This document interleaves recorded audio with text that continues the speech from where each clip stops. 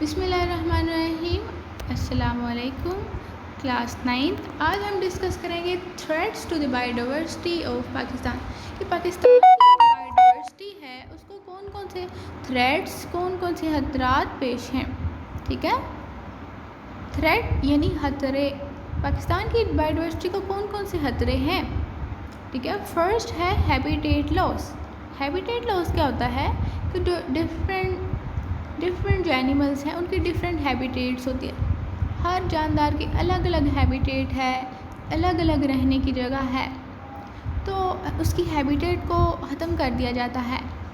ठीक है, पोल्यूशन की वजह से, ओवर पॉपुलेशन की वजह से हैबिटेट जो है उनकी ख़त्म कर दी जाती है। फॉर एग्ज़ाम्पल देखें कि जो दरख्त हैं वो बहुत से परिंदों की और बहुत से कीड़े मकोड़ों की हैबिटेट हैं, और बहुत से दूसरे जानवर जो हैं वो भी दरख्तों के साए के नीचे रहते हैं। तो दरख्तों को जब काट दिया जाता है तो उन सारे जानवरों की हैबिटेट ख़त्म हो जाती है। ठीक है, तो इस तरह से वो फिर मर जाते हैं जब उनकी हैबिटेट ख़त्म हो जाती है। तो ठीक है, तो हैबिटेट लॉस से वो ख़त्म हो जाते हैं, वो मर जाते हैं जब किसी जानवर की हैबिटेट को ख़त्म कर दिया जाता है। ठीक है, तो इस वजह से बायोडाइवर्सिटी में बहुत कमी आ जाती है। नेक्स्ट ये देखिए, ये लायंस हैं, इनकी हैबिटेट को ख़त्म कर दिया गया है।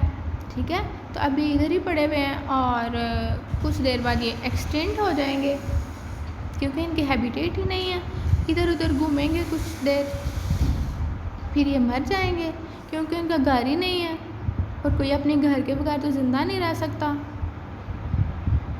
इसके बाद है दूसरा थ्रेट, कौन सा है, डिफॉरेस्टेशन।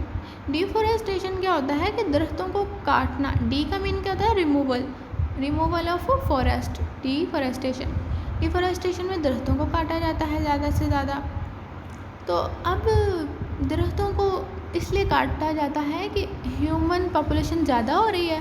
ह्यूमन पॉपुलेशन की ज़रूरियात को पूरे करने के लिए दरख्तों को काटा जाता है। फॉर एग्ज़ाम्पल फर्नीचर बनाने के लिए और घर बनाने के लिए।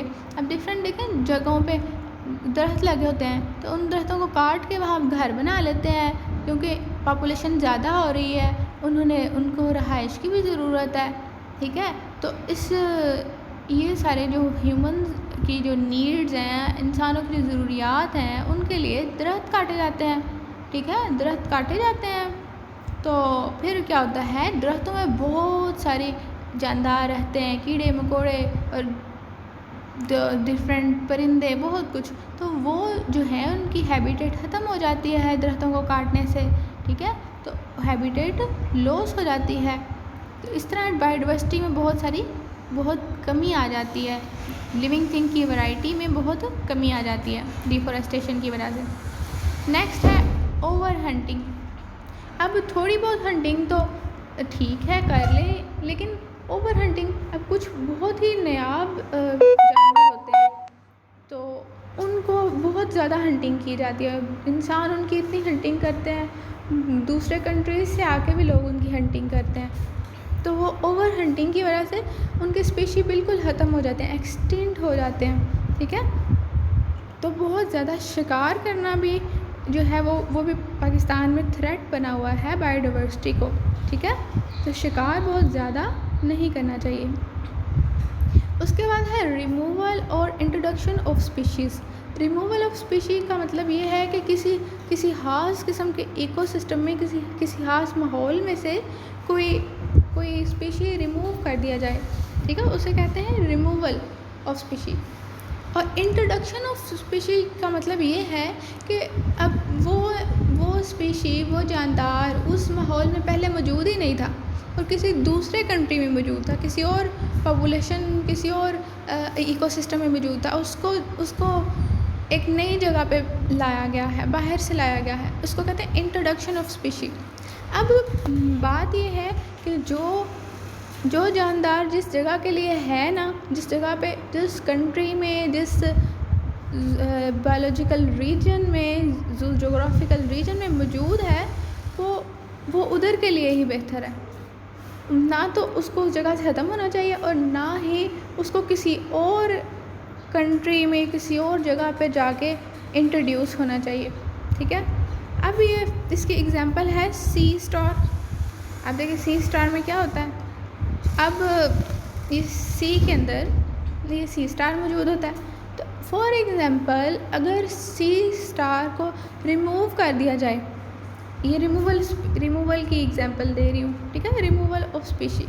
अब सी स्टार को अगर समुंदर से रिमूव कर दिया जाए तो क्या होगा, सी स्टार मसल्स को ईट करती है। सी स्टार किसको खाती है, मसल्स को। तो सी स्टार को अगर समुद्र से ख़त्म कर दिया जाए तो मसल्स बहुत ज़्यादा हो जाएंगे, वो इतने ज़्यादा हो जाएंगे अमाउंट में, तो फिर वो उससे छोटे जो उनसे छोटे इनवर्टिब्रेट्स हैं, उनसे जो छोटे एनिमल्स हैं वो उनको खाना शुरू कर देंगे, तो वो ख़त्म हो जाएंगे। तो इस तरह से वो सारा जो सिस्टम है वो डिस्टर्ब हो जाता है, ठीक है। तो इसलिए किसी भी पॉपुलेशन में से, किसी भी सिस्टम में से कोई स्पीशी जो है वो रिमूव नहीं होना चाहिए, ठीक है। तो सी स्टार अगर रिमूव हो जाएगा समुंदर में से तो क्या होगा, मसल्स बहुत ज़्यादा हो जाएंगे और वो फिर छोटे एनिमल्स को खाना शुरू कर देंगे। अच्छा, उसके बाद एग्जांपल है इंट्रोडक्शन ऑफ स्पीशीज़ की। इंट्रोडक्शन ऑफ स्पीशीज़ का क्या मतलब होता है कि किसी और सिस्टम में से, किसी और इन्वायरमेंट से किसी नए स्पीशी को किसी और माहौल में मुतारफ़ करवाना, किसी और जगह पे ले आना। अब इसकी एग्जांपल है यूकलिप्टस। यूकलिप्टस इसकी एग्जांपल है। यूकलिप्टस जो है ना, ये ऑस्ट्रेलिया का पौधा है बेसिकली, ठीक है। यूकलिप्टस ऑस्ट्रेलिया का पौधा है। इसको पाकिस्तान में भेजा गया, इसको पाकिस्तान में आके लगा दिया गया, ठीक है। तो यूकलिप्टस इतना बड़ा पौधा होता है, इतना बहुत ही बड़ा दरख्त है ये। तो ये पानी बहुत ज़्यादा ऑब्ज़र्व करता है, इतना ज़्यादा पानी ऑब्ज़र्व करता है कि वाटर टेबल डिस्टर्ब हो जाता है, और इसके जो इर्द गिर्द वाले प्लांट्स हैं वो इसकी वजह से डिस्टर्ब हो जाते हैं, ठीक है। वो उनको पानी नहीं मिलता, फिर ये इतना ज़्यादा पानी ऑब्ज़र्व कर लेता है कि जो दूसरे प्लांट्स हैं वो उनके सर्वाइवल, उनकी ज़िंदगी मुश्किल हो जाती है, उनको पानी मिलता नहीं है और सारा पानी जो है यूकलिप्टस ले लेता है, ठीक है।